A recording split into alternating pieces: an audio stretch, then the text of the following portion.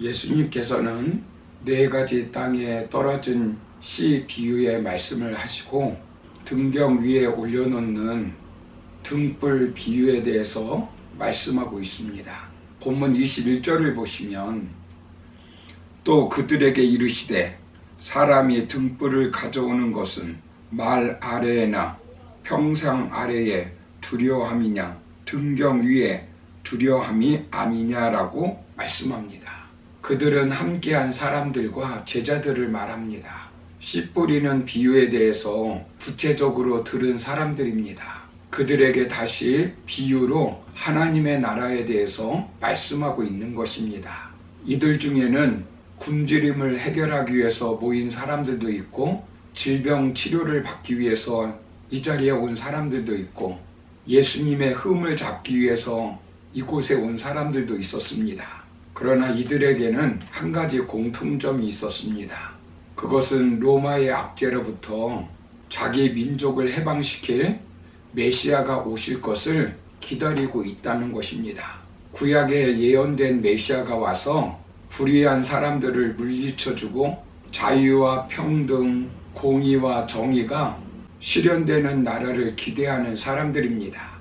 예수님이 바로 자신들이 기대하시는 그 분이시기를 바랬을 것입니다. 예수님은 그러한 마음을 가지고 있는 사람들에게 말씀합니다. 예수님은 아주 밤마다 쉽게 사용하는 등불을 가지고 비유로 말씀합니다. 사람들이 밤에 등불을 가지고 방에 들어가는 이유가 무엇이냐는 것입니다. 곡식을 재는 말 아래나 잠을 자는 침대 아래에 두려고 가지고 가지는 않는다는 것입니다. 등불을 말 아래 두면 등불이 꺼지고 침상 아래에 두면 제 기능을 발휘하지 못합니다. 불을 잘 비추어 방을 환하게 만들 수 있는 등경 위에 두기 위해 등불을 가지고 들어간다는 것입니다.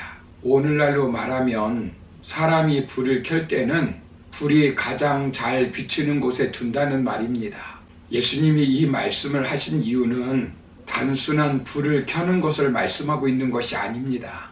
여기 나오는 등불은 원문대로 말하면 하나의 등불이 아니라 하나밖에 없는 그 등불을 가리키고 있습니다. 그 등불은 하나님 나라의 주인공이신 예수님을 말씀하고 있는 것입니다. 예수님은 죄로 어두워진 세상을 비추시기 위해서 이 땅에 빛으로 오셨습니다. 예수님이 빛으로 오셨는데 사람들은 알지 못하는 것입니다. 예수님은 분명하게 요한복음 8장 12절에서 분명히 이렇게 말씀합니다.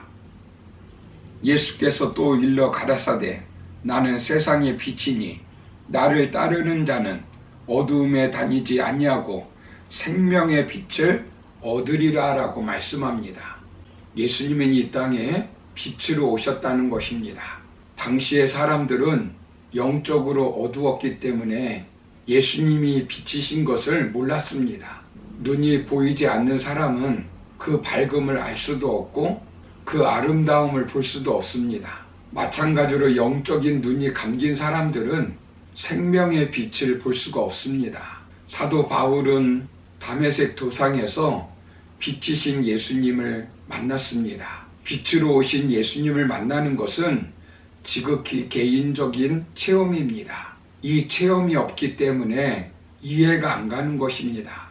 그들은 구약에 대해서 잘 알고 있었습니다. 구약 성경에서는 분명히 메시아가 이 땅에 오실 것을 예언하셨습니다. 예수님이 오시기 전 700년 전에 이사야 선지자로부터 이렇게 예언해 주셨습니다. 이사야서 42장 6절을 보시면 나 여호와가 의로 너를 불렀은즉 내가 네 손을 잡아 너를 보호하며 너를 세워 백성의 언약과 이방의 빛이 되게 하리니라고 말씀합니다. 메시아가 빛으로 오실 것을 예언하셨습니다. 그 빛이 바로 예수님이라는 것입니다. 예수님은 그 빛인 것을 밝히 드러내기 위해서 이 땅에 오신 것입니다. 22절을 현대어 성경에서는 아무리 감추어 둔 것이라도 언젠가는 드러나기 마련이다 라고 번역하였습니다. 예수님의 존재와 하신 일과 진리가 온전히 밝혀질 때가 온다는 것입니다. 그러면서 예수님은 들을 귀 있는 사람들은 들으라고 말씀합니다. 예수님은 이 땅에 빛으로 오셨습니다. 그렇다면 빛이신 예수님을 믿으면 어떻게 될까요? 먼저는 이 빛을 받으면 밝게 보게 됩니다. 빛이신 예수님이 내 안에 들어오시면 베드로처럼 나는 죄인입니다 라고 고백할 수밖에 없습니다. 왜냐하면 과거에 보이지 않던 죄가 보이기 때문입니다.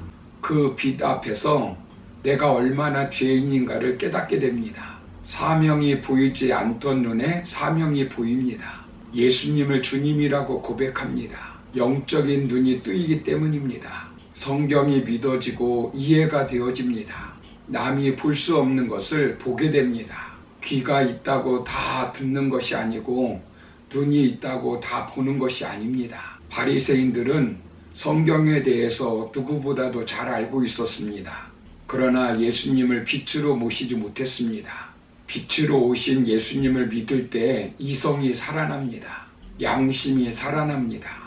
세계관이, 가치관이 바르게 정립이 됩니다. 빛으로 오신 예수님을 모시고 세상을 밝히 보시는 성도님들이 되시기를 바랍니다. 두 번째는 이 빛을 받으면 어두움이 물러갑니다. 예수님은 세상의 어두움을 물리치기 위해서 빛으로 오셨습니다. 죽음의 어두움, 두려움의 어두움, 죄의 어두움, 전쟁과 기근의 어두움, 두려움과 불안의 어두움, 질병과 고통의 어두움을 몰아내기 위해서 이 땅에 오셨습니다. 그래서 예수님을 구주로 모시기만 하면 죽음의 공포에서 두려움에서 참 자유를 누리게 됩니다. 빛이신 예수님을 모시기만 하면 염려 걱정에서 자유케 됩니다. 빛이신 예수님을 모시기만 하면 새로운 사람이 될 수 있습니다. 예수님을 믿는 사람들을 죽이려고 했던 사도 바울이 빛이신 예수님을 만나고 예수님의 사도가 되어 복음의 파수꾼이 되었습니다. 깡패 대장이었던 김익두가 이 빛을 받으니까 목사가 되었습니다. 이 빛을 받으면 나라의 어두움이, 가정의 어두움이, 교회의 어두움이, 내 삶의 어두움이 떠나가게 됩니다. 빛이신 예수님을 모심으로 우리의 삶이 밝아지는 역사가 일어나기를 소망합니다. 마지막 이 빛을 받으면 생명이 살아납니다. 이 빛은 생명의 빛입니다. 생명을 살리는 빛입니다. 이 빛 안에는 생명이 있습니다. 누구든지 저를 믿는 자마다 멸망치 않고 영생을 얻게 되어 있습니다. 태양 빛을 받은 곡식이 살아나는 것처럼 빛이신 예수님을 모실 때에 내 영혼이 살아납니다. 그러므로 빛이신 예수님을 모시고 살아감으로 어둠이 물러가고 내 영혼이 살아나고 교회와 가정, 이 나라 이 민족이 살아나는 귀한 하나님의 역사가 일어나기를 주님의 이름으로 축원합니다. 감사합니다.